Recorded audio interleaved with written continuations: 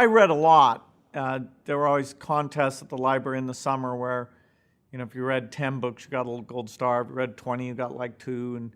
And there were like 5 or 6 girls and I that would always read like 35 books, and we'd see, who could do the most.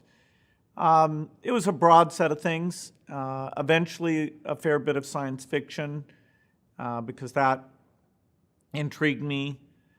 Some biographies, understanding what different leaders had done and how they'd picked what they'd wanted to do.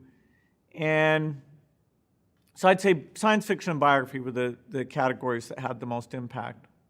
Yeah, among the science fiction things, Williams Rice Burroughs wrote a Martian series, and I read that. Then he also had the Tarzan books, and there's an unbelievable number of them, like 40 of them, and I eventually decided to read those as well.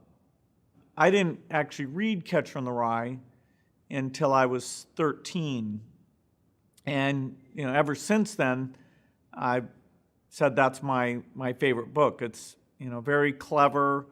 It acknowledges that young people are a little confused, but it can be smart about things and see things that adults don't really see.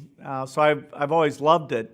My second favorite book is the book by John Knowles called A Separate Peace. And that's a phenomenal book. I've been reading it to my son recently.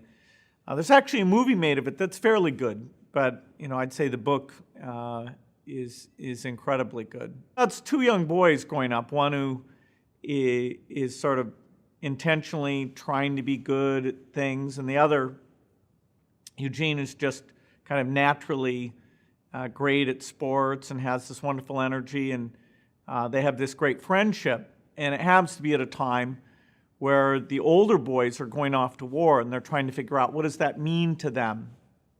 And the author talks about this period of his life as really defining the rest of his life, how he sees everything, is sort of in comparison to this period where he didn't really know where he fit in.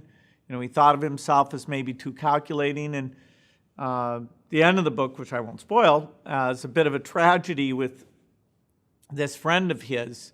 But it really talks a lot about what is our bargain with the world, how do we grow up, what are we worried about, and how do we take that into adulthood.